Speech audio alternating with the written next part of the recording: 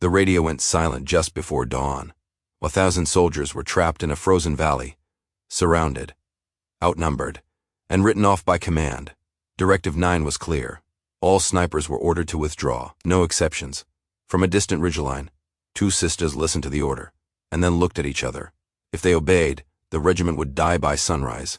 If they stayed, they would become ghosts. They turned off their radios, split their positions, and waited for the light. At dawn, everything changed. The temperature had dropped to 14 below zero. Ice crystals formed on every exposed surface, turning the valley into a mirror of death. Captain Elena Vance pressed her scope against her eye socket, watching the scene unfold 3,000 yards below.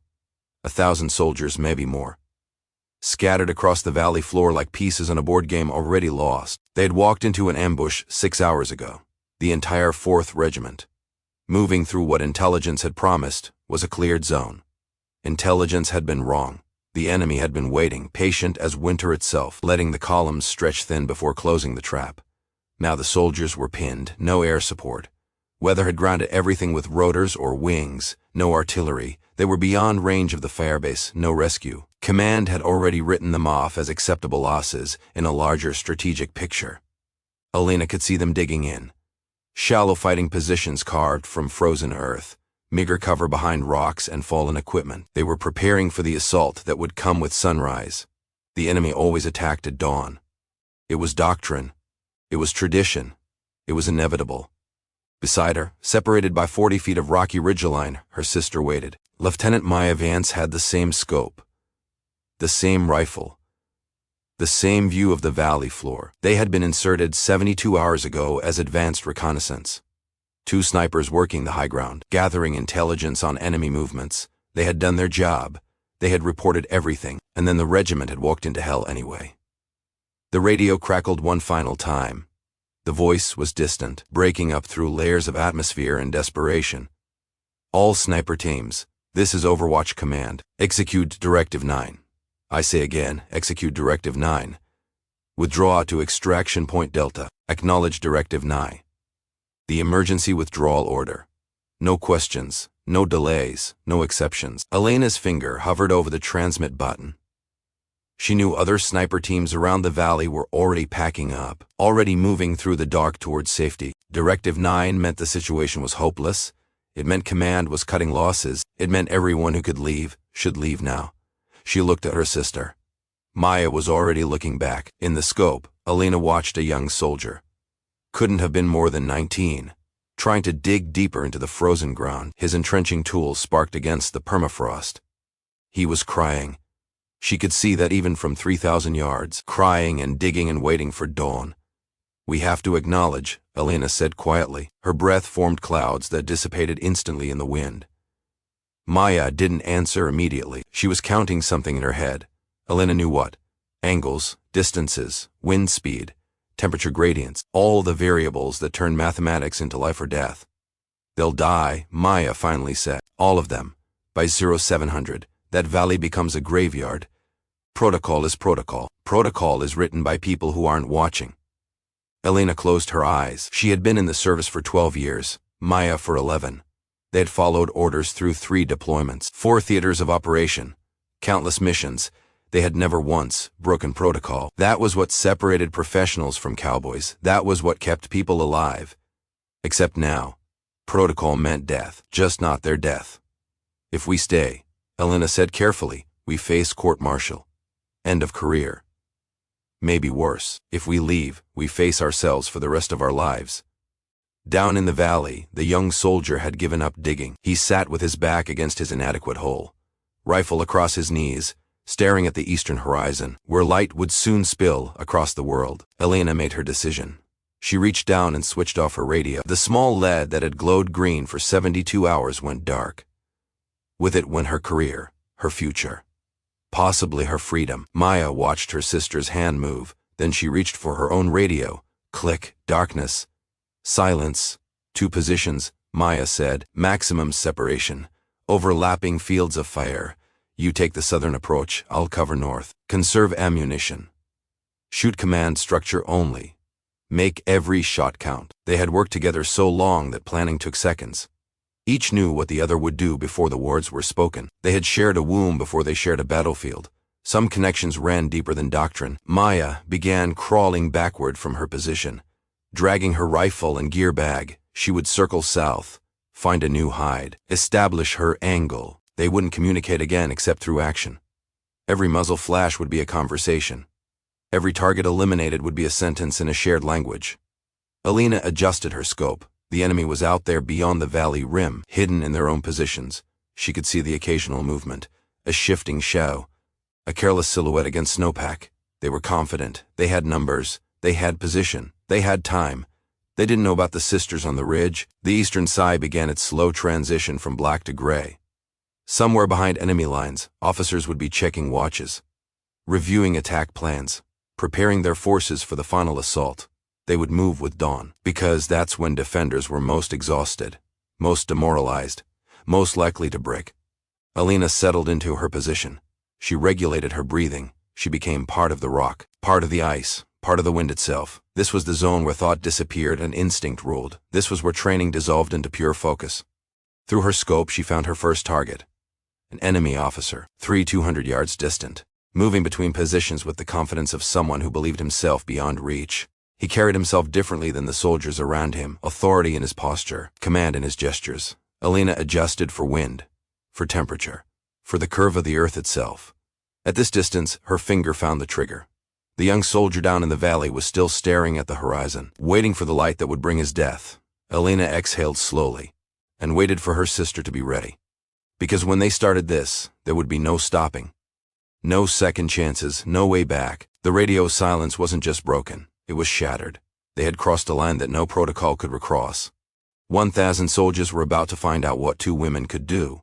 When they decided that some orders were meant to be defied, Alina and Maya Vance had been born 18 minutes apart. In a military hospital outside of 29 Palms, their father, Master Sergeant Elias Vance, had been in the field when labor started. He made it back just in time to meet his daughters through nursery glass, still wearing his combat boots and desert camouflage. He raised them alone after their mother left. Some women couldn't handle the life, the deployments, the uncertainty, the long silences broken only by brief phone calls from places that couldn't be named. Their mother had lasted 4 years before the loneliness consumed her capacity to stay. Elias never spoke badly of her. He simply folded her absence into the routine and moved forward. That was the way. Adapt and overcome. The twins grew up on base housing and deployment cycles. They learned to read by studying their father's field manuals. They learned geography through the places he was sent. Kosovo, Iraq, Afghanistan. Back to Iraq. Each deployment meant months of waiting, of checking casualty reports with held breath, of jumping every knock on the door. They learned something else, too. They learned that some people run toward danger, while others run away. And they learned which kind of person they wanted to be. Elias taught them to shoot when they were 12. Not on a whim or for entertainment, but with the same systematic precision he applied to everything: breathing, trigger control, wind reading, ballistics. He taught them that shooting wasn't about violence. It was about mathematics made physical. Every bullet was a problem to be solved. The sisters took to it differently. Alina approached marksmanship like an equation. She studied ballistics tables, memorized wind formulas, kept detailed logs of every shot. Her targets were perfect center mass clusters. Her performance was consistent, predictable, excellent. Maya shot by feel. She could sense a wind shift before it happened. She understood bullet drop through instinct rather than calculation. Her groups were tighter than Alina's, but she couldn't always explain how she achieved them. She just knew. Elias recognized what he had. Two complementary approaches to the same problem. Alina's precision and Maya's intuition. Together, they could reach levels neither could achieve alone. When they turned 18, they enlisted together. Same day, same recruiter, same oath. Elias stood in the back of the ceremony. 42 years old, 24 years in service, watching his daughters begin the journey he had walked before them. He deployed to Helmand Province 6 months later, an IED hidden in an irrigation ditch. The blast took him and 3 others. By the time the twins got leave to attend the funeral, he had already been buried with full honors at Arlington. Maya wanted to quit that day, walk away from the Corps, from the wars, from all of it. Alina talked her down during the long night after the funeral. Sitting on cheap hotel beds in their dress blues, splitting a bottle of whiskey their father would never drink. He didn't die for nothing, Alina said. He died doing what he believed in. Walking away doesn't honor that. Finishing what we started, that honors it. Maya had nodded, drunk and grieving and angry at a world that took fathers and gave back folded flags. They returned to their units. They trained harder. They volunteered for every school, every qualification, every opportunity to become better at the craft their father had taught them. Scout Sniper School came 3 years into their service. The course had a 93% washout rate. Most candidates broke during the stalking exercises, crawling through brush for hours, covering mere yards, trying to get close enough to observer towers without being spotted. Or they broke during the shooting tests where anything less than perfect meant failure. Alina and Maya didn't break. They finished first and second in their class. Alina's written tests were the highest scores in school history. Maya's field performance set records that still stood. The instructors struggled to rank them because they excelled in different aspects. Eventually, they gave up and simply noted that the Vance sisters represented a complete sniper package split across 2 bodies. Their reputation spread quickly through the community. Twin sisters. Both qualified. Both deadly. Both carrying their father's legacy like a rifle sling across their shoulders. They deployed together at Kandahar, then Mosul, then places that never made the news. They worked as a team, which was unconventional. Sniper doctrine emphasized individual hides and individual shots. But their commanders quickly learned that the Vance sisters produced results. Enemy officers who thought themselves safe behind lines would simply drop weapons. Catches that had remained hidden for months would suddenly be reported with precise coordinates. The sisters saw things others missed. They communicated without speaking. A decade of shared life meant they had developed a language of glances and gestures more precise than radio traffic. In the field, they could coordinate complex movements with nothing more than eye contact, but they were different people beneath the shared profession. Alina believed in rules. Protocol existed for reasons, hard lessons learned through blood and failure. She had been formally counseled twice during her career, both times for refusing orders she believed endangered her team through poor planning. She would break rules, but only after carefully weighing consequences. Rebellion for her was a calculated risk, not an impulse. Maya believed in outcomes. She would follow rules that made sense and ignore ones that didn't. She had been formally counseled 5 times. Twice for ignoring movement orders to maintain overwatch on friendly units. Once for engaging targets outside her designated sector. Twice for refusing extraction while friendly forces remained in contact. For Maya, the mission was whatever kept people alive, regardless of what the operations order said. Their differences had led to their current positions. Elena was a captain on track for promotion, respected by command. Maya was still a lieutenant, passed over twice for promotion, regarded as talented but unreliable. Elias would have understood both of them. He had raised them to think for themselves, to question authority when authority was wrong. But he also taught them that the institution was larger than any individual, and that discipline held the line between order and chaos. Now, on a frozen ridgeline above a valley of dying soldiers, those different philosophies were converging toward the same conclusion. Elena, who believed in protocol, was breaking it. Maya, who trusted instinct, was trusting her sister's judgment. And somewhere in the space between those decisions, 1,000 lives hung in the balance. The sky continued its slow brightening, gray becoming pearl. Becoming the first hints of gold. Maya had reached her southern position by now. Elena couldn't see her, but she knew. Same way she always knew where her sister was, even in darkness, even in chaos. They had 17 minutes until sunrise. 17 minutes to prepare for a battle they couldn't win, but couldn't avoid. Elena checked her ammunition count. 47 rounds. Maya would have the same. 94 rounds total between them. The enemy had at least 2,000 fighters in the valley rim.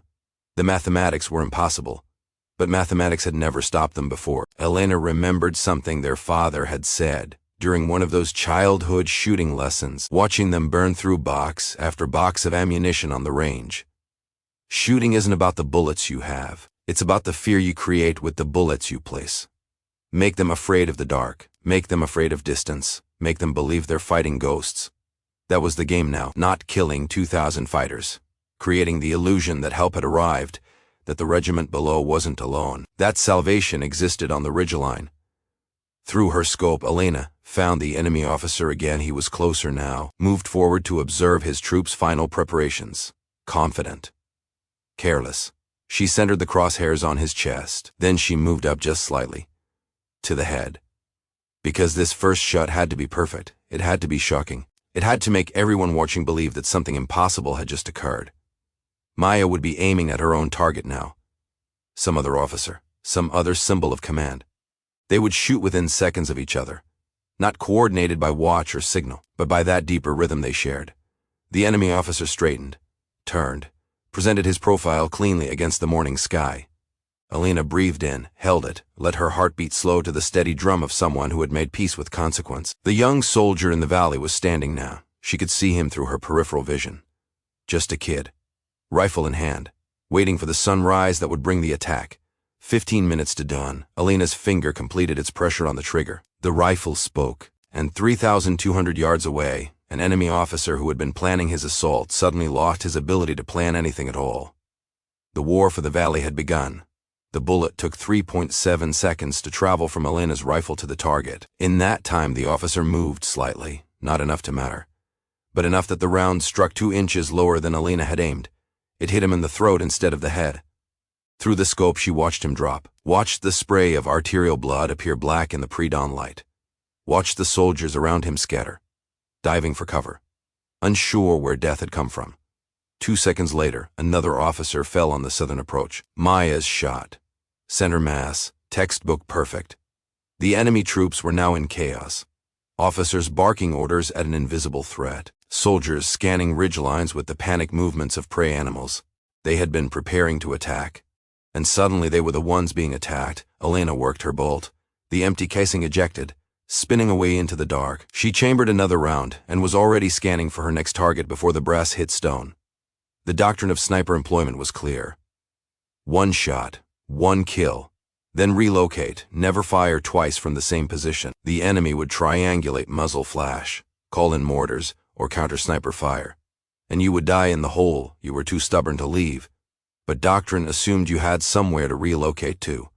It assumed you valued survival over mission. It assumed you weren't trying to save 1,000 men with 94 bullets. Alina stayed put and found her second target. A platoon leader rallying his troops, pointing toward the valley floor. He was good, getting his people organized, restoring order. That made him a problem. She shot him through the chest. He fell backward, and the soldiers he'd been directing scattered again. The chaos was spreading like ripples across a pond. 3 commanders down in 90 seconds. No one knew how many snipers they were facing. No one knew where the shots were coming from. No one wanted to be the 4th officer to die. Maya fired again. Alina couldn't see the target, but she recognized the rhythm of her sister shooting, steady, methodical, making every round count. Down in the valley, the regiment was starting to realize something was happening. Alina could see them pointing at the enemy positions, watching the disruption spread through the opposing force. They didn't know what was causing it, but they knew the attack hadn't come yet. And that was hope, where none had existed before. A radio crackled. Not Alina's, which she had turned off, but the enemy's tactical net. She had a scanner in her gear bag, preset to common frequencies. The voice was frantic, speaking a language she didn't need to translate to understand. They were reporting snipers, multiple snipers, long-range precision fire, casualties among leadership. Good. Let them believe in multiples. Let them believe they were facing an entire platoon of ghosts instead of 2 women with a death wish. Alina shifted her aim to the eastern approach. The sun was nearly up now, painting the horizon in shades of amber and gold. Beautiful morning for dying. She found a cluster of soldiers preparing a heavy machine gun. The weapon could shred the soldiers below once the attack began. The crew was working efficiently. Gunner, assistant gunner, ammunition handler, well-trained. She shot the gunner first. He collapsed across the weapon. The assistant gunner reached for him, trying to pull him away, and Maya's rifle spoke from the south. The assistant gunner crumpled. The ammunition handler looked around wildly, then abandoned the gun and ran. Smart choice. 4 minutes to sunrise. The enemy was supposed to be attacking by now. Instead, they were pinned by an invisible threat they couldn't locate or suppress. But they had resources. Alina and Maya didn't within seconds of the machine gun crew going down. Alina heard a new sound. The distinctive whump-whump of mortars being deployed.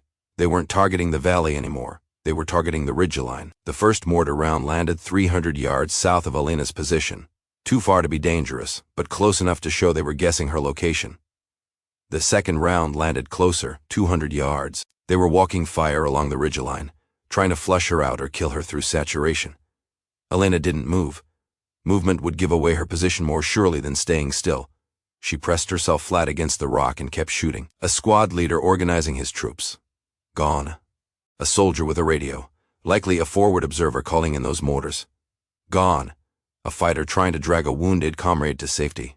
She hesitated on that one. Shooting wounded or those rendering aid violated the rules of warfare. But he was also carrying a rifle. Also part of the enemy force. And she couldn't afford mercy when 1,000 men were depending on her bullets. She shot him in the leg, not lethal, but enough to take him out of the fight. A compromise with her conscience. The mortars were getting closer. Maya would be facing the same problem. They couldn't stay in these positions much longer, but they couldn't leave either. Moving meant losing the angles, losing the effectiveness, losing the illusion that the ridgeline was filled with defenders. Alina made a decision. She switched her radio back on, not to command. She had burned that bridge, but the regiment in the valley would be monitoring their tactical frequency. She keyed the microphone and spoke quietly, calmly, with the voice of someone in complete control. Any unit receiving this transmission, this is Overwatch. You have sniper support on the ridgeline. Maintain your positions. Help is coming. Sunrise protocol is in effect. Acknowledge if you copy. Silence for 3 seconds. Then a voice, young and cracking with emotion. Overwatch, this is 4th Regiment Actual. We copy. We thought we were alone. Alina's throat tightened. You're not alone, Regiment. Hold your positions. Make them pay for every yard. We've got your back. Who are you? Ghosts, Alina said, and turned the radio back off. She went back to shooting. The mortars were landing in a pattern now. Walking north along the ridgeline, they would reach her position in the next salvo. She could stay and die, or move and break the illusion. Maya made the choice for her. Another shot from the south, but this one wasn't aimed at enemy troops. It was aimed at the mortar position itself. 500 yards, extreme range. Shooting at a target she could probably barely see. The round hit one of the mortar tubes dead center. Alina didn't know if Maya had been aiming for the tube or the crew, but the effect was spectacular. The mortar round that had been loaded into the tube detonated, and the entire position went up in a cascade of secondary explosions. The mortar fire stopped. Alina allowed herself a tight smile. That was Maya. When Doctrine said hide and wait, she said attack the problem directly. The sun broke the horizon.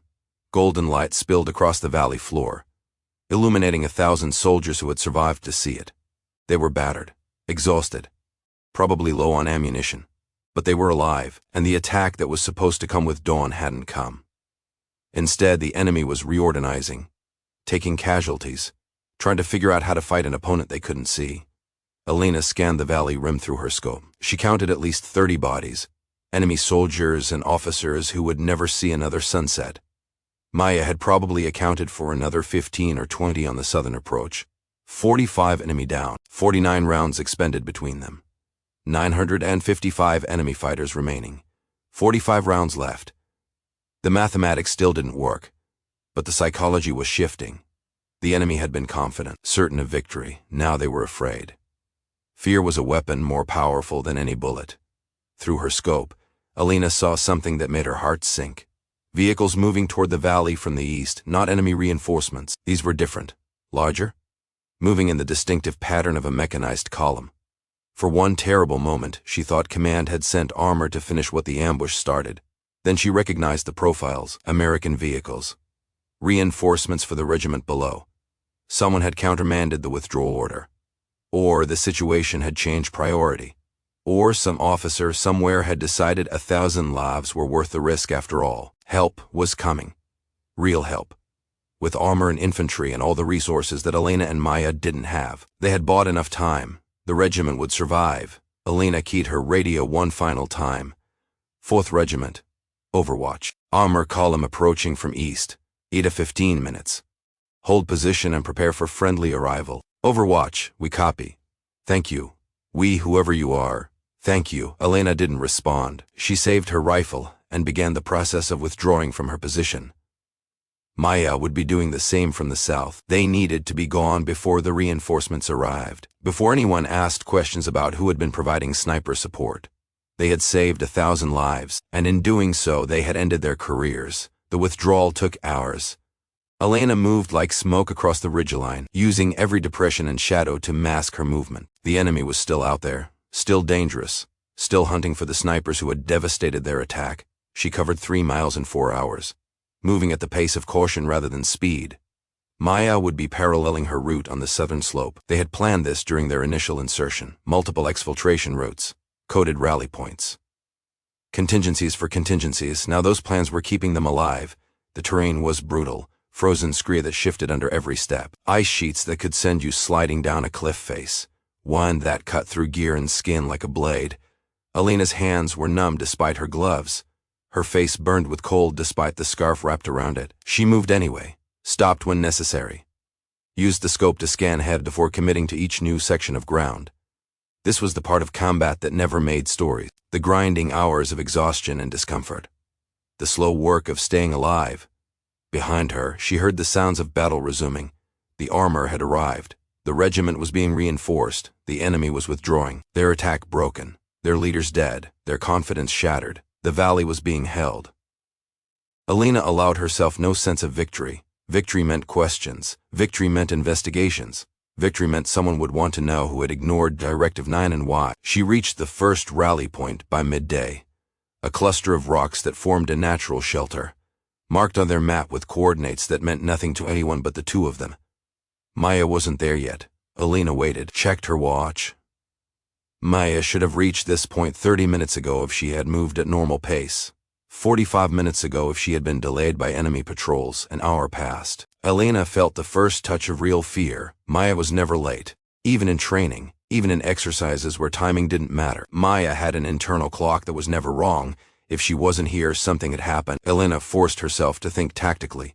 Maya could be pinned down, could be injured, could be taking an alternate route for reasons Alina couldn't know.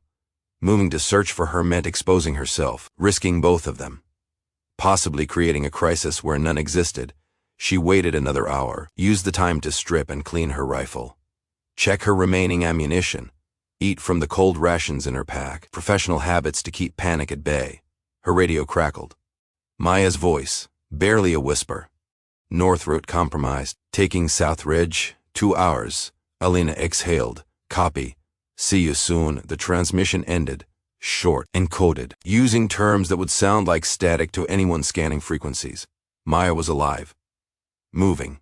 Delayed, but not in immediate danger, Alina settled in to wait. The sun tracked across the sky. The temperature rose from brutal to merely bitter. In the distance, she could see helicopters moving over the valley. Medevac birds extracting wounded. Probably cargo birds bringing in supplies. The soldiers were being taken care of. The system was working now that someone in command had decided they were worth saving. Maya appeared exactly 2 hours later, materializing from the rocks like she had been born from stone. She looked exhausted. Face wind-burned, eyes red-rimmed. Moving with the careful precision of someone at the end of their reserves. Ran into a patrol, Maya said quietly, dropping her pack. Had to detour 5 miles east. Contact avoided. Hid in a crevasse for an hour while they searched. Maya pulled out her water bottle, took a long drink. They're looking hard. We hurt them, Alina said. We saved them, Maya corrected. Same thing. Depending on perspective. Maya sat down heavily. What's the plan? Alina had been thinking about that for hours. Command knows someone stayed behind. They'll investigate. They'll find evidence. Shell casings, disturbance patterns, ballistics. Eventually they'll figure out it was us. How long? Days? Maybe a week if we're lucky. Maya nodded. She had known this was coming. They both had. Court-martial. Best case scenario. Worst case, they make an example. Dereliction of duty during combat operations. Refusing direct orders, operating outside chain of command. Alina listed the charges like an inventory of their sins. We could be looking at years in military prison.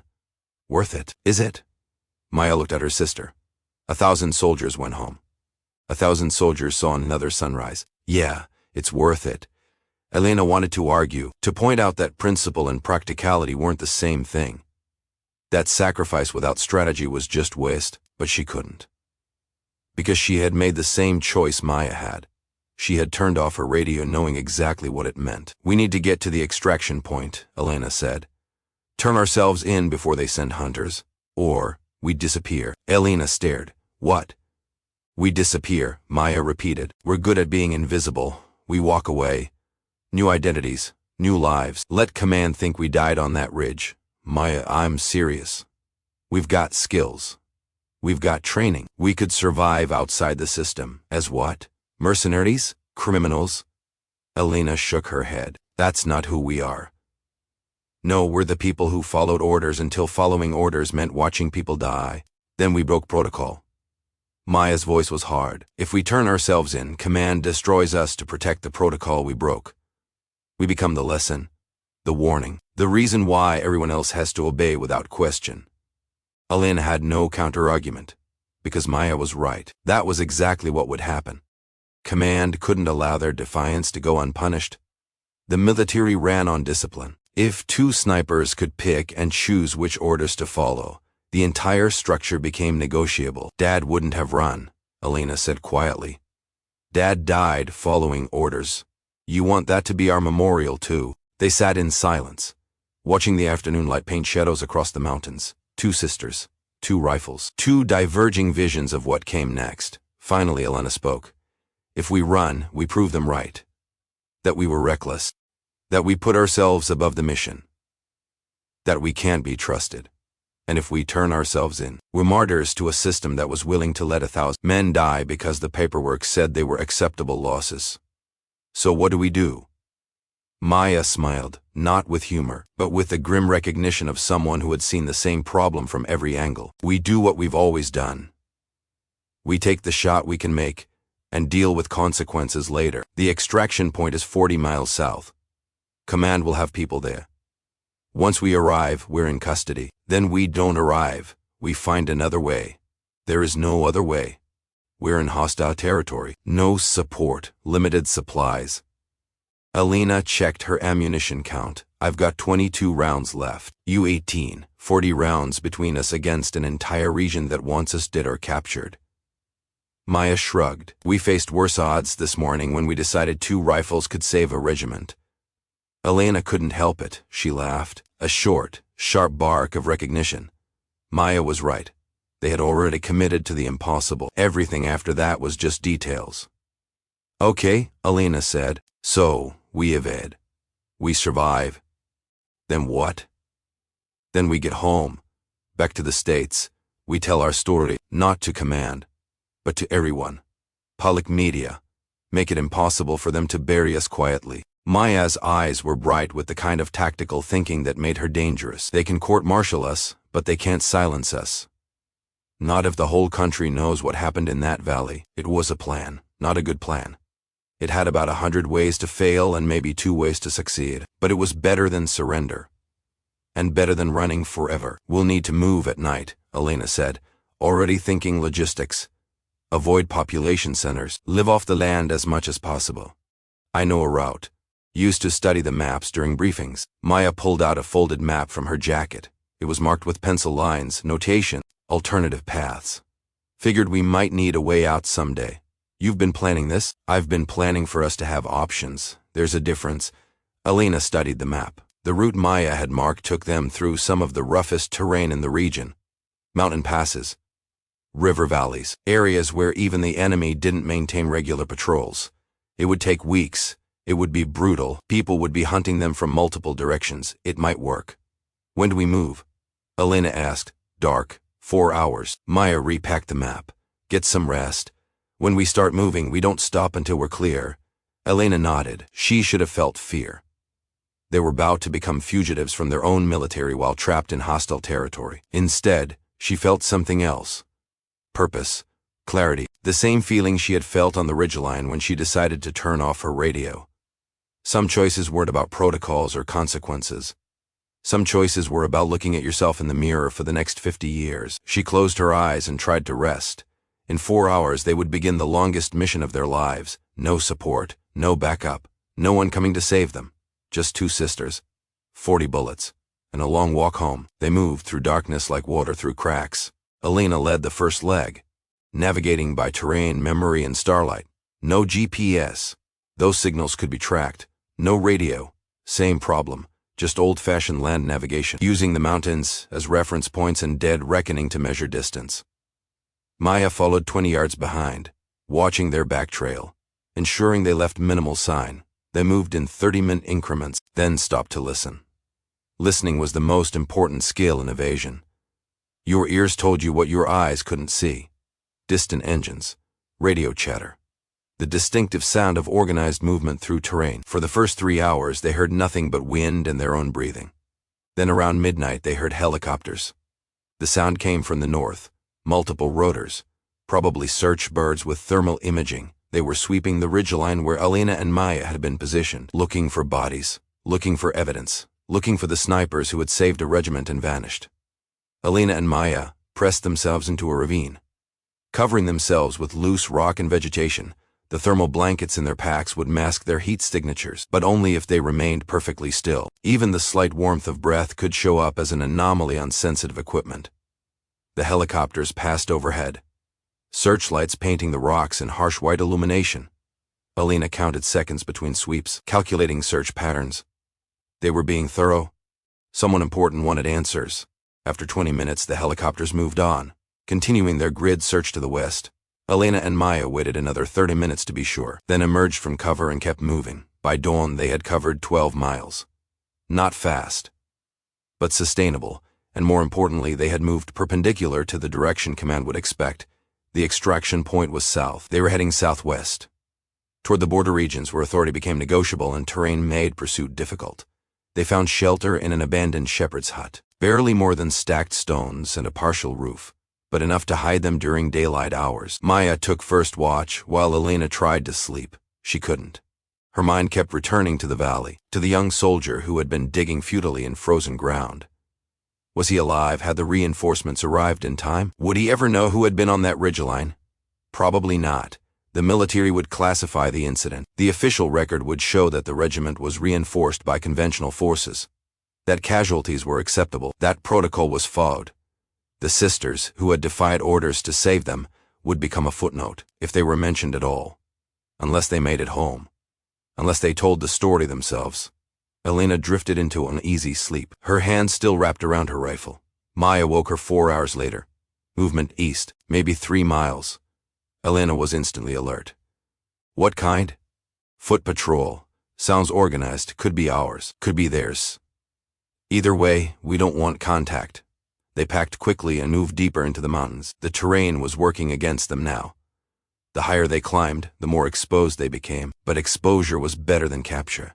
They traveled for 6 more hours, stopping frequently to check their back trail. The patrol Maya had heard never appeared. Maybe it had turned back. Maybe it was still searching. Maybe it was coordinating with other units, setting up a net. By nightfall, they had gained another 15 miles, 27 total. A marathon distance under normal conditions, in mountains with full gear, while evading pursuit. It was exceptional. It was also unsustainable. They couldn't maintain this pace for weeks. We need to find supplies, Maya said during their night halt. Water especially. We're down to half a canteen each. Elena knew they had passed several streams, but water in this region was questionable without purification. They had tablets, but limited supply. Food was also becoming an issue. Their rations would last maybe 4 more days if they rationed carefully.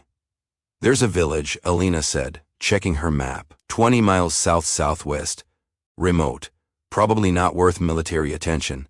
Could buy supplies. With what currency? We've got American dollars and military scrip. Both will mark us as foreign. Maya pulled out a small pouch from her pack. Inside were gold coins, local currency from their initial insertion meant for emergency use with informants. Maybe $50 worth in total. Emergency enough? Maya asked. Elena nodded. We go in separately. You buy food. I buy water and supplies. Meet at the northern checkpoint. 1 hour maximum. And if one of us doesn't make it out, the other keeps moving. Elena said it matter-of-factly, but the words tasted like ash. The thought of continuing without Maya was unbearable, but sentiment was a luxury they couldn't afford. They reached the village around midnight. It was small. Maybe 30 buildings, mostly dark. A few lights showed in windows. Somewhere, a dog barked at shadows. Maya went first. She had a gift for blending in, for moving through spaces without drawing attention. Alina watched from a distance as her sister entered a small shop, probably serving locals who worked night shifts or travelers passing through. Alina approached from the other side, finding a different shop. The proprietor was an old man half asleep behind his counter. She used hand gestures and her limited language skills to purchase water bottles, dried fruit, bread. The man barely looked at her, taking the coins and making change with the automatic motions of someone who had done this transaction 1,000 times. She was back on the street in 10 minutes. Maya emerged from her shop 5 minutes later. They met at the northern edge of the village, exchanged nods, and kept walking. It wasn't until they were a mile clear that Maya spoke. Someone was asking about Americans. Elena's hand tightened on her rifle. In the shop. Outside, I heard it through the window. Men asking if anyone had seen foreign soldiers. Offering money. Bounty hunters or intelligence gathering? Either way, someone knows we're in the region. They picked up their pace. The village had been a risk, but a necessary one. Now, it was a marker on the map that would tell their pursuers which direction to search. For 3 more days, they moved through the mountains, climbing, descending, following ridgelines and stream beds, avoiding roads and settlements, living off the supplies they had bought and whatever they could forage. On the 4th day, they heard helicopters again. Closer. This time, the search pattern had shifted. Whoever was hunting them had adjusted their search radius. They found something, Elena said. A track sign. We left something. Or they're guessing better than we're evading, Maya countered. That night, they made a decision. Instead of continuing southwest toward the border, they would turn directly south, then loop east. A longer route, but one that would take them through terrain too rough for helicopters to search effectively. It added a week to their journey, maybe 2. They would run out of supplies. They would have to risk another village or find another source. But they would be alive. The 5th day the weather turned. Snow began falling, light at first, then heavy. Visibility dropped to yards. Temperature plummeted. It was the kind of storm that killed unprepared travelers. Elena and Maya had trained in worse. They used the storm as cover. Pushing through conditions that would ground helicopters and halt foot patrols, they covered 20 miles in 18 hours, leaving tracks that would be erased by snowfall within minutes. When the storm finally broke, they were 40 miles from where the search had focused. They had gained breathing room, but Elena knew it wouldn't last. Someone wanted them badly enough to commit resources. Command didn't chase ghosts unless those ghosts represented a problem. And 2 snipers who had ignored Directive 9 were definitely a problem. The question was, how much of a problem? And how far would Command go to solve it? They found the abandoned military outpost on day 9. It sat on a ridge overlooking a narrow valley, one of dozens of positions that had been built during earlier conflicts, then left to decay when the wars moved elsewhere. The walls were crumbling.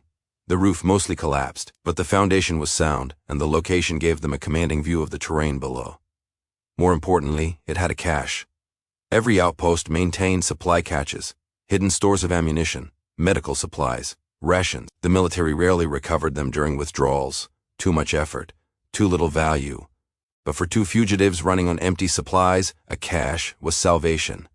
Maya found it under a loose stone in what had been the communications room, a metal container sealed and buried, untouched for years. Inside, 6 boxes of ammunition matching their rifles, field dressings, water purification tallets, and a dozen MREs that were probably expired, but still edible. Someone's looking out for us, Maya said, checking dates on the ammunition. Or we're just lucky, Elena replied, but she felt it too. A sense that the universe was conspiring to keep them moving forward. They spent the night in the outpost, taking turns on watch. Elena took the 2nd shift, keeping vigil in the pre-dawn hours when attacks were most likely. She watched the valley below, scanning for movement, for lights, for any indication they had been followed. Nothing, just wind and darkness and the distant cry of a night bird. When Maya relieved her at dawn, Elena finally allowed herself to think beyond immediate survival. They had made it nearly 100 miles. They were approaching the border region. Not an official border with checkpoints and customs, but the fuzzy zone where one country's authority faded and another's hadn't quite taken hold. If they could reach that zone, they could find people who didn't care about military protocols. Smugglers, traders, fixers who moved people and goods across borders for the right price. With the remaining gold coins, and possibly their weapons as barter, they might be able to arrange transport to somewhere safer. From there, it was a matter of finding an embassy, making contact with sympathetic journalists, telling their story before Command could bury it. It was a long shot, but all their shots had been long. Thinking loud, Maya said, settling in beside her, about home, about what happens if we make it, when we make it. Elena smiled. When? Right. You having doubts? I'm having realism. We broke every rule. We're going to pay for that, even if we tell our story. Maybe. But we'll pay on our terms, not theirs. Maya checked the valley below. You know what Dad used to say about consequences? Which quote? He had about 100. The one about owning your choices. He said the worst thing a soldier could do wasn't make a mistake. It was make a mistake and then pretend someone else was responsible. Maya glanced at her sister. We're owning this. All of it. That counts for something. Elena nodded. It did count. Maybe not in a court-martial, but in the internal ledger they would both carry forever. They moved out at mid-morning, leaving the outpost as empty as they'd found it. The cache had extended their timeline. They could push for another week, maybe two, before supplies became critical again. The terrain was changing. The high mountains were giving way to foothills, which would eventually flatten into the border plains. Easier travel, but less cover. They would need to be more careful. On day 11, they encountered people. A small group. 6 or 7 individuals, traveling on foot with pack animals. Not military, probably traders or nomads, moving goods between regions that didn't show up on official maps. Elena and Maya watched from a distance, trying to decide. These people might have information, they might have supplies to trade, they might also have radios, might be willing to report foreign soldiers for a reward. Your call, Maya said quietly. Elena studied the group through her scope. Their body language was relaxed. They weren't moving tactically. They stopped to rest, to water their animals, to share food, just people trying to make a living in a hard land. We approach openly, Elena decided. Weapons visible but not threatening. See if they'll trade. They moved down from their observation position, making noise deliberately so they wouldn't appear to be ambushing. The trader spotted them immediately, went tense, reached for whatever weapons they carried, then saw it was just 2 women alone. Moving without aggression, the leader stepped forward. He was old, maybe 60, with the kind of weathered face that came from decades under harsh sun. He spoke in the local language, which Elena barely understood. She replied in slow, careful phrases. We seek trade, food for gold. The old man studied them. His eyes lingered on their rifles, on their gear, on the way they carried themselves. He knew what they were. The question was whether he cared. He named a price. Outrageous, 3 times what the supplies are worth, Elena countered. The old man laughed and came down slightly. They settled on a price that was still too high, but survivable. Elena handed over coins. The old man produced dried meat, flatbread, cheese wrapped in cloth, real food, not military rations. As they were concluding the trade, the old man spoke again. Elena caught only part of it, but the meaning was clear. Helicopters search for someone. Many helicopters, many soldiers. You are careful. Yes, Elena nodded. Yes, careful. The old man smiled, showing gaps in his teeth. Then he said something else, and this time his meaning was unmistakable. The valley battle. We hear stories. 2 women save many soldiers. He touched his chest in a gesture of respect. Allah watches over the brave. He knew. Elena felt Maya tense beside her. 1 word to authorities, 1 radio call, and this would end. They were at this man's mercy. The old man turned and spoke sharply to his group. They resumed packing, preparing to move on. Then he looked back at Elena and Maya. We see nothing, huh? We go west. You go, he gestured vaguely. Wherever you must go. Travel safe. He walked away without waiting for a response. His group followed, and within minutes they were distant specks moving across the landscape. He knew, Maya said quietly, and said nothing. Elena watched the traders disappear. Because maybe some stories matter more than rewards. Maybe he lost people in these wars and respects anyone who tried to save others. Or maybe the old man simply didn't care about conflicts between foreign powers. Either way, he had given them something more valuable than food. He had given them the knowledge that not everyone would hunt them. They continued south. 3 days later, they reached the border zone. There were no signs, no fences, no official markers. But Elena could sense the change in the land. In the settlements, in the way people moved. This was the margin, the edge, the place where rules loosened and survival trumped ideology. They found a small town that existed primarily to service the gray market. Goods moved through here that couldn't move through official channels. People passed through who couldn't pass through official borders. Elena and Maya needed exactly that kind of passage. They found a fixer in a tea house, a woman in her 40s, missing 2 fingers on her left hand, who conducted business in a back room filled with smoke and quiet conversations. Elena explained what they needed in simple terms. Transport across the border. No questions. Cash payment. The woman quoted a price that would take every coin they had, plus their ammunition. No ammunition, Elena said. We keep our weapons. The woman shrugged. Then no transport. Ammunition is valuable. Your rifles without bullets are just expensive clubs. Maya caught Elena's eye. They had a brief conversation in glances and minimal gestures. They had come too far to fail here. The ammunition was insurance, but it was insurance they might never need if they could just cross this last barrier. Agreed, Elena said, but we keep the rifles. The woman nodded. 3 days. There is a truck convoy leaving for the south. You ride in container with cargo. Uncomfortable, maybe dangerous, but you cross border, and no one asks questions. How dangerous? Checkpoints sometimes search containers. If that happens, you are not our problem. You hide well or you face consequences. Elena and Maya exchanged another look. They had faced worse odds. We'll be ready, Elena said. The woman collected their ammunition and half their remaining coins. The rest would be paid upon delivery. As they left the tea house, Elena felt lighter. Not physically. They had just traded away 2/3 of their combat capability. But mentally. This was the final obstacle. 3 days, and they would be across the border. Beyond the immediate reach of military pursuit. Free to find their way home. 3 days. They found an abandoned building to shelter in. A burned-out shell that had once been a warehouse. They took turns sleeping, conserving energy, preparing mentally for the final push. On the second night, Maya spoke into the darkness. What do you think happens after? After we tell our story? Honestly, I don't know. Court-martial, probably. Maybe prison time. Maybe just discharge. Worth it? Elena thought about the young soldier in the valley, about the 1,000 lives that had seen another sunrise, about the principle that some orders were meant to be questioned. Yeah, she said, worth it. They waited for the 3rd day, for the truck, for the journey that would take them home. The truck arrived before dawn, exactly as promised. It was a commercial transport, old, diesel-powered, carrying legal cargo in the front containers and less legal materials in the hidden compartments. The driver barely acknowledged Elena and Maya, simply pointing to a panel in the truck's side that opened to reveal a space, maybe 6 feet by 4, by 3 feet tall. You fit, the driver said in broken English. You stay quiet, no move when truck stops. We tell you when it's safe. Elena and Maya climbed in. The space was smaller than advertised, cramped and airless. They had to lie on their sides, pressed against cargo crates that smelled of engine oil and something organic that had probably rotted months ago. The panel closed, plunging them into absolute darkness. The truck started moving.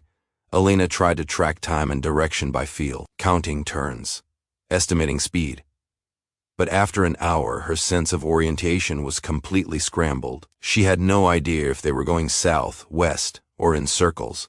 Beside her, Maya's breathing was steady. Her sister had always been better at confined spaces. Some gift of temperament or wiring that let her shut down claustrophobia through pure willpower. Elena focused on breathing, in through the nose, out through the mouth. Staying calm. This was temporary, uncomfortable, but temporary. The truck stopped. Voices outside. Multiple voices speaking in official tones. Elena's linguistic skills weren't good enough to catch every word, but she recognized the cadence. Security forces, checkpoint guards, people with authority and suspicion. The truck's engine shut off. Someone climbed onto the truck bed, footsteps moving along the containers. The sound of panels being opened, cargo being inspected. The search was thorough.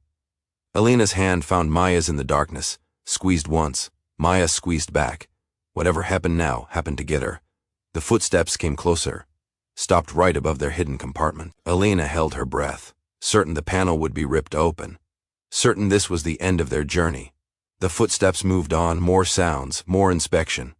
Voices raised in question, answered by the driver in tones of bored routine. This happened every crossing. The guards searched because that was their job. The driver tolerated it because that was his. After 30 minutes, the engine restarted. The truck resumed motion. They had passed through the checkpoint. Elena exhaled slowly, relief flooding through her. Maya's hand was still holding hers. Neither let go for the next hour. When the panel finally opened, daylight stabbed into the compartment like knives. Elena squinted against the brightness. Muscles cramped from hours of immobility. The driver's face appeared in the opening, across border. 1 hour to city. Then you are not my problem. He closed the panel again, but looser this time. Air and light filtered through gaps. Elena could see Maya now. Could see the exhaustion and determination in her sister's face. Almost there, Maya whispered. Almost, Elena agreed. The truck continued for another hour, then stopped in what sounded like a busy street. The panel opened fully. They climbed out, stiff and aching, into afternoon sunlight and city noise. The driver pointed down the street. Embassy District, 4 blocks. You walk from here. He didn't wait for thanks. The panel closed. The truck pulled away, and Alina and Maya were left standing on a street corner in a foreign city, carrying rifles and wearing clothing that marked them as military, even without insignia. They had to move fast. Drawing attention here was dangerous. They found an alley, stripped off their outer tactical gear, buried it in a dumpster. Underneath they wore civilian clothes, wrinkled and dirty from days of travel, but unremarkable. The rifles went into hiking bags, broken down into components that wouldn't be immediately recognizable. Then they walked toward the Embassy District. 4 blocks became 8, because they took an indirect route, checking for surveillance, ensuring they weren't being followed.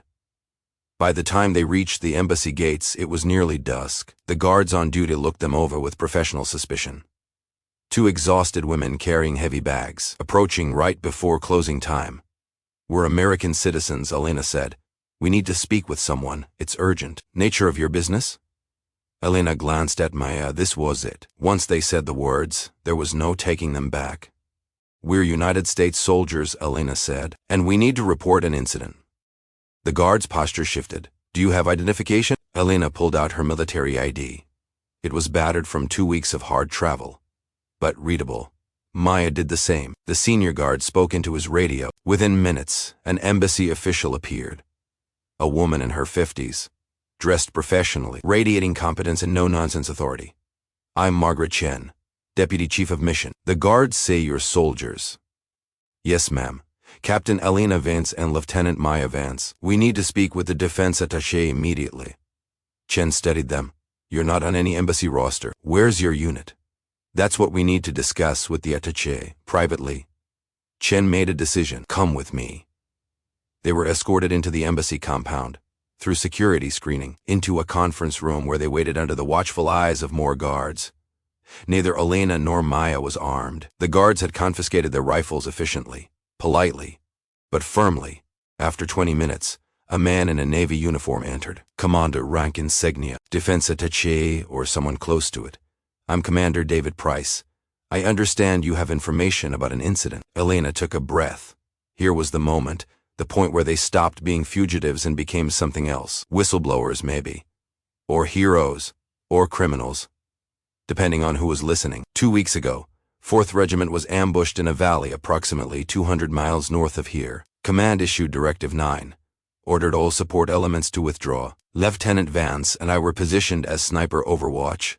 We disobeyed that order. We remained in position and provided fire support until reinforcements arrived. The regiment survived. We believe we would face court-martial for our actions. Price's expression didn't change. Directive 9 is classified. How do you know about it? Because we received the order, and because we broke it. Can you prove your claims? Elena pulled out a small notebook from her jacket. Every entry she had made during their mission. Coordinates, wind readings, shots taken, times, distances, a complete tactical log of everything that had happened on that ridgeline. Ballistics will match our rifles. Shell casings are still at the positions. The soldiers in that valley can confirm someone provided sniper support. And command knows 2 snipers went dark exactly when Directive 9 was issued. Price took the notebook, scanned a few pages. His expression finally changed. Not to anger or approval, but to careful calculation. "You understand what you're alleging? That you disobeyed a direct order during combat operations?" "Yes, sir." "And you understand the potential consequences?" "Yes, sir." "Then why turn yourselves in? You made it across the border. You could have disappeared." Elena glanced at Maya. This was the question they had debated during the long nights of travel. Why not just vanish? Why face judgment? "Because the truth matters," Elena said. "Because 1,000 men lived, and someone needs to explain why command was willing to let them die. Because if we disappear, the story gets buried. But if we stand up and tell it, maybe something changes." Price was quiet for a long moment. Then he closed the notebook and looked at both sisters. "You're both under military authority as of this moment. You'll be held here pending investigation. I'll need to contact CENTCOM, get guidance on how to proceed. This is complicated." "We understand, sir." "I'm not sure you do." Rice stood. You saved lives. Command will acknowledge that. But you also broke the chain of command during active operation. The military can't function if everyone gets to choose which orders to follow. You've put command in an impossible position. With respect, Sir, Maya said. It was the first time she had spoken since entering the embassy. Command put itself in that position when it issued Directive 9. Rice gave her a hard look. Then, surprisingly, he almost smiled. That's between you and the court-martial board, Lieutenant. For now, you're both confined to embassy quarters. Marines, escort them to the holding rooms. Elena and Maya were led away, separated for the first time in 2 weeks. As the door closed behind her, Elena felt the weight of everything they had done settle onto her shoulders. They had made it. They were safe. They would tell their story. And then they would face whatever consequences came next. They held Elena in isolation for 3 days. A small room in the embassy basement. Bed, desk, chair. No windows. Meals delivered by guards who wouldn't make eye contact. She wasn't technically under arrest. No charges had been filed, but she was definitely in custody. The first interrogation came on day 2. 2 officers from the Inspector General's office, a colonel and a major, both wearing the careful expressions of people conducting an investigation that could become politically explosive. They went through Elena's notebook page by page, cross-referenced her statements against satellite data, battle reports, radio transcripts. They asked the same questions multiple ways, looking for contradictions or exaggerations. Elena answered everything truthfully. No point in lying. The evidence would either support her or it wouldn't. You claim you shot 47 targets, the major said. That's an extraordinary number for a single engagement.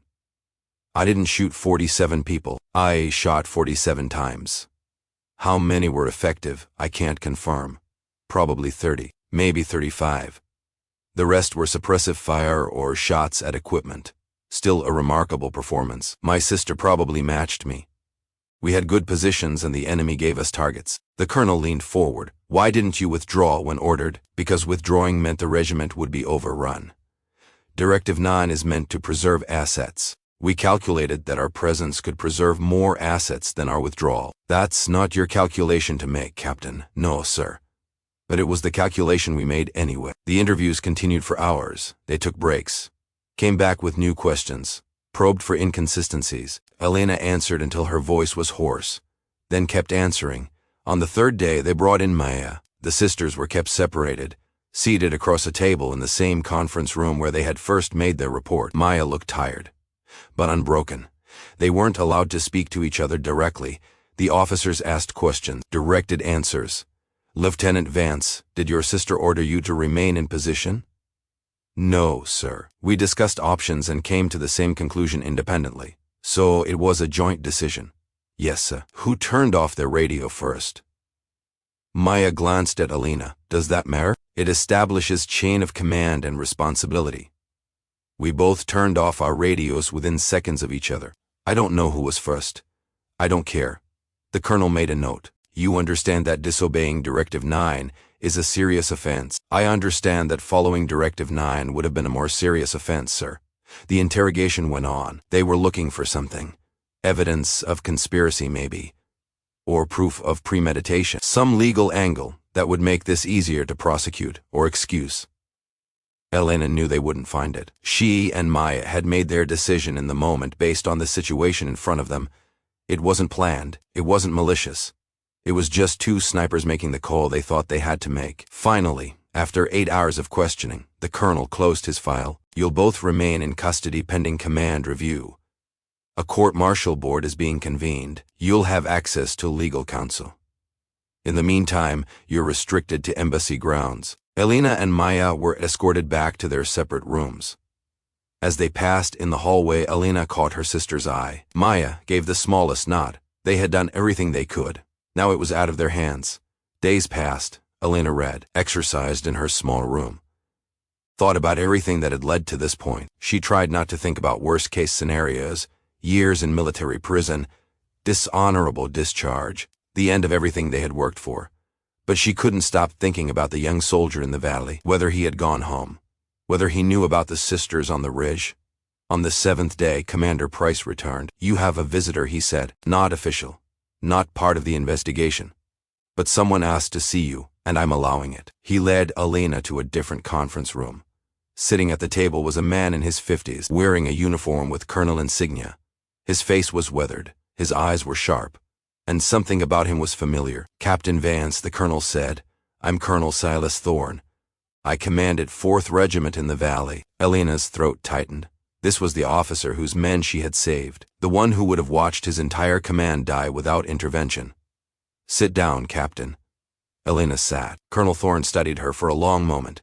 "I've been briefed on what you and your sister did. The Instagram showed me your tactical logs, your fire patterns, your casualty estimates." He paused. "You saved my men, all of them. And I'm here to tell you thank you." Elena didn't know what to say. Thank you seemed inadequate. Explaining seemed unnecessary. "I'm also here to tell you," Thorne continued, "that what you did has created a storm. CENTCOM is furious. The Joint Chiefs are arguing about it. Politicians are asking questions. I understand, sir. I'm not sure you do. Directive 9 exists for a reason. It's meant to prevent small unit leaders from making tactical decisions that have strategic consequences. You and your sister overrode that protocol. You decided you knew better than command." "Yes, sir. We did, and you were right." Horn leaned back. "My men, 1,000 of them, went home because 2 snipers decided to ignore orders. That's not supposed to happen. It's not how the system works, but it's what happened." "Sir, are you testifying at the court-martial?" "That's why I'm here. I've been asked to provide testimony about the tactical situation, about what would have happened without your intervention, about the effectiveness of Directive 9 in this context." Elena waited. This could go either way. Thorne could testify that they saved lives, or he could testify that they undermined command authority. Both were true. Which truth mattered depended on what the Corps valued more. "I'm going to tell them," Thorne said slowly, "that Directive 9 was the wrong call. That the situation on the ground didn't match the assumptions behind the protocol. That my men would have been slaughtered if command's order had been followed." He looked directly at Elena. "I'm going to tell them that you and your sister demonstrated the kind of tactical judgment that the Corps is supposed to train into its leaders, and that if exercising that judgment means court-martial, then the system is broken." Elena felt something unclench in her chest, not relief. She was still facing charges, still looking at possible prison time, but validation. Someone who had been there, who had commanded the soldiers they saved, was willing to stand up and say they had done the right thing. "Thank you, sir. Don't thank me yet. This isn't over. There are people in command who want to make an example of you, who believe that discipline matters more than outcomes, who think that letting you walk sets a dangerous precedent." Thorne stood. "But there are also people, myself included, who think the real precedent is punishing soldiers for saving lives. We'll see which side wins." He left. Elena sat alone in the conference room, processing what she had heard. The court-martial was coming. The judgment would be rendered. But at least now she knew that someone would speak for them, someone who mattered, whose voice carried weight, who had been in the valley when the bullets were flying. It wasn't much, but it was something. The court-martial convened 6 weeks later at Marine Corps Base Quantica. Elena and Maya were flown back to the United States under guard. They were processed, assigned legal counsel, given the formal charges: disobeying a direct order in time of combat, operating outside established chain of command, unauthorized engagement with enemy forces. The maximum sentence for each charge was years in confinement. Combined, they could face decades in military prison. Their lawyer was a major named Julianne Cross, a JAG officer with 12-year experience in military law. She was blunt in their first meeting. "The facts aren't in dispute. You disobeyed orders. You broke protocol. Command has documentation of everything. The only question is mitigation. Can we convince the court that your actions were justified under the circumstances? Can we?" Elena asked. "Maybe. The challenge is that the military can't function. Everyone gets to decide which orders to follow. The court has to balance your specific situation against the broader principle of discipline." Cross spread out documents on the table between them. "Our best argument is necessity defense, that following orders would have resulted in greater harm than disobeying them, but that requires proving command made the wrong call with Directive 9. We have evidence," Maya said. "The tactical situation, the casualties that would have resulted, Colonel Thorne's testimony, all of which will be countered by the prosecution," Cross warned, arguing that tactical decisions aren't made by captains and lieutenants in the field. They're made by command with access to the larger strategic picture. Cross looked at both sisters. "Be prepared for this to get ugly. The Corps is divided on this. Some people see you as heroes. Others see you as a threat to good order and discipline. The trial will become proxy for that larger debate. The court-martial lasted 3 weeks. The prosecution presented their case methodically, radio transcripts showing the Directive 9 order, testimony from the operations officer who had issued it, expert witnesses explaining why battlefield commanders can't be allowed to freelance. The most damaging testimony came from a brigadier general who had helped write the protocols. Directive 9 exists precisely because junior officers in the field don't have the information necessary to make strategic decisions. Captain Vance and Lieutenant Vance believed they were saving lives, but they didn't know what resources were being marshaled for rescue. They didn't know the larger operational picture. They made a decision based on incomplete information and got lucky. Next time, that kind of freelancing could trigger an international incident or compromise a larger operation. Cross-examined aggressively. General, were resources being marshaled for rescue? The situation was being evaluated. That's not what I asked. Were resources actively being deployed to save 4th Regiment? The general hesitated. Not at the time Directive 9 was issued. So, the regiment was being abandoned. They were being evaluated as acceptable losses in a fluid tactical situation. Acceptable losses. At 1,000 men. Acceptable. Cross let that hang in the courtroom. General, if Captain Vance and Lieutenant Vance had followed orders, would those men have survived? That's impossible to determine. Colonel Thorne determined it. He commanded those men. He testified that without sniper support, his regiment would have been overrun by dawn. Do you dispute his assessment? I dispute that Captain Vance and Lieutenant Vance had the authority to make that calculation. The prosecution rested after 10 days. The court had heard extensive testimony about protocol, about chain of command, about the necessity of discipline in military operations. Now it was the defense's turn. Cross called Colonel Thorne first. He testified for 6 hours, describing the tactical situation in detail, the enemy disposition, the inadequacy of his defensive position, the certainty of annihilation if dawn had come without support. The sniper fire changed everything, Thorne said. The enemy lost command cohesion. They lost initiative. They went from confident attackers to confused defenders.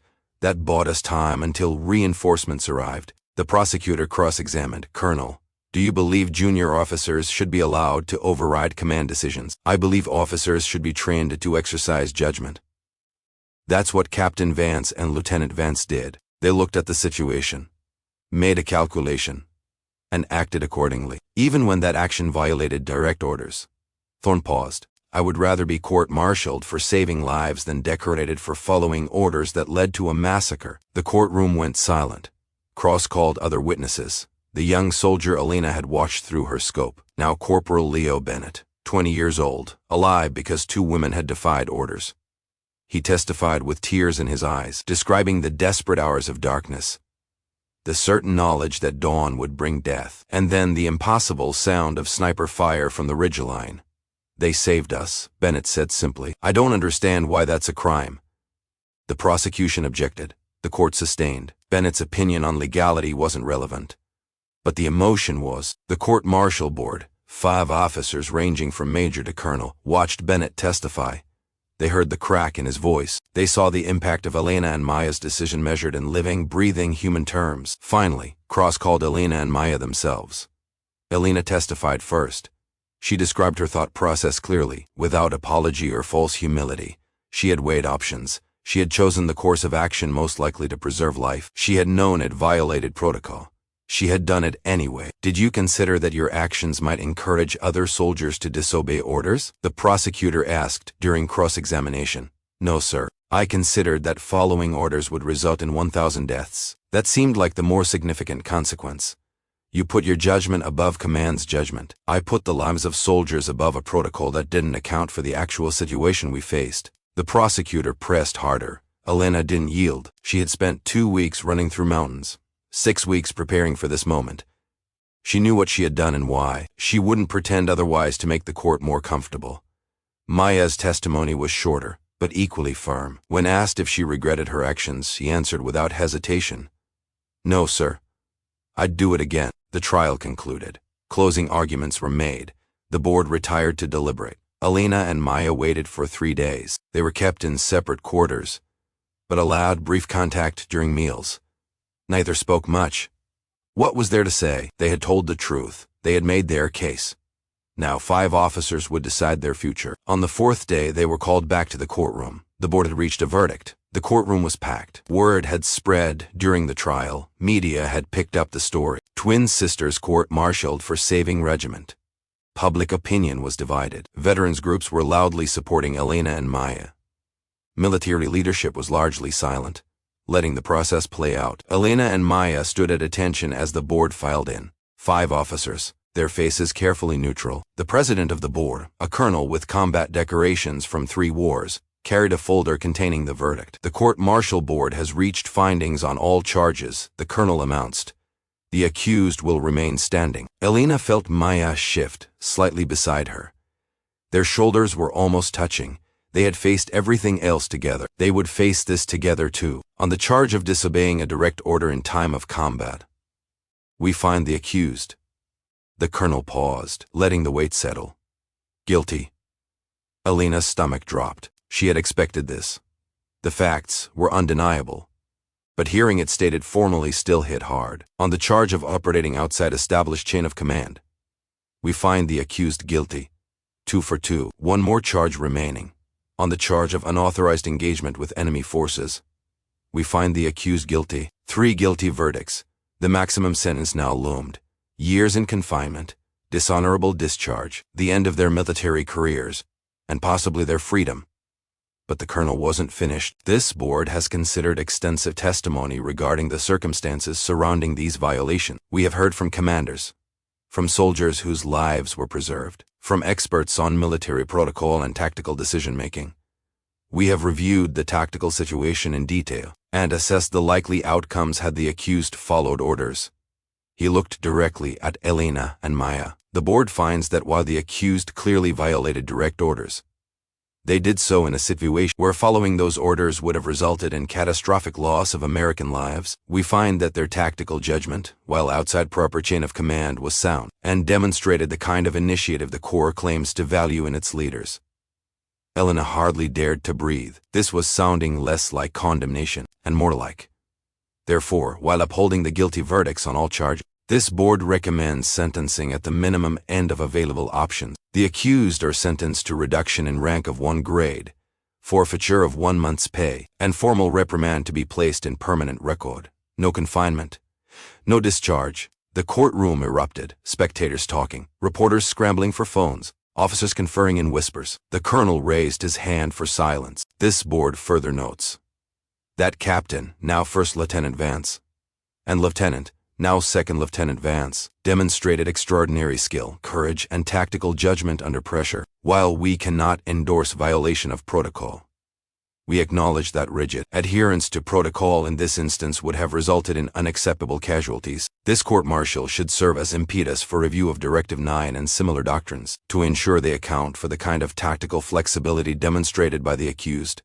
He closed the folder. This court-martial is concluded. The accused are released from custody and returned to duty status pending administrative processing of these findings. The gavel fell. Elena and Maya remained at attention for a moment. Processing. They were guilty. They had been convicted, but they weren't going to prison. They weren't being discharged. They had been demoted and reprimanded, but they were still soldiers. Major Cross was smiling. That's about as good as we could have hoped for. The board threaded a perfect needle, upheld discipline while acknowledging you saved lives. Colonel Thorne appeared from the gallery. Congratulations. You're officially criminals with commendations. Sir. Elena wasn't sure she had heard right. The board included a commendation in your files. You'll have both a formal reprimand and a formal commendation. Future commanders will have to decide which matters more. He shook both their hands. I've already decided. If either of you want a position in my command, you've got it.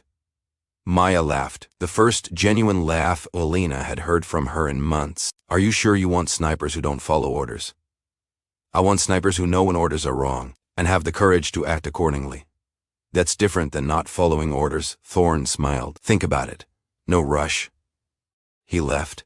Other people approached. Soldiers from 4th Regiment who had attended the trial, officers who wanted to shake their hands, even a few reporters who got past security. Through it all, Elena and Maya stood together, still processing what had happened. They had been convicted, punished. Their careers would always carry the mark of this court-martial. Future promotions would be harder. Some doors would close, but they had survived. They had told their story, and most importantly, 1,000 men had gone home because two sisters decided that some principles mattered more than protocol. As the courtroom cleared, Elena looked at Maya. "You okay?" "Yeah." "You?" "Yeah." They didn't need to say more. They had made their choice on a frozen ridgeline at dawn.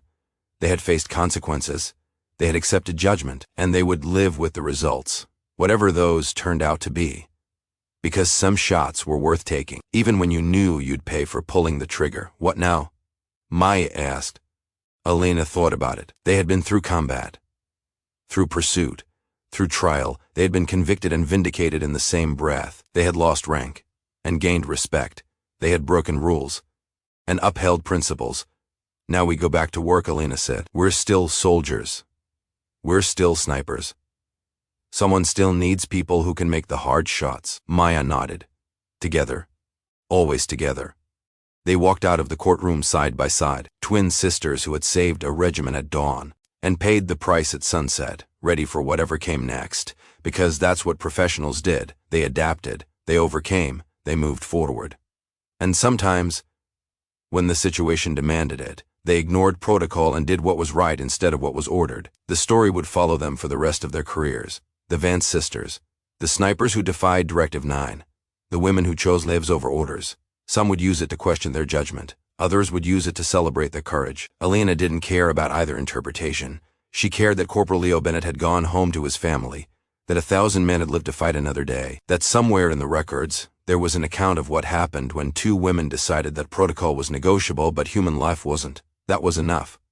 The rest was just noise. They stepped out into the Virginia sunlight, diminished in rank, but unbroken in spirit, ready for the next mission. Because the war was never really over. It just took different forms. And somewhere, sometime, there would be another valley, another regiment, another impossible choice.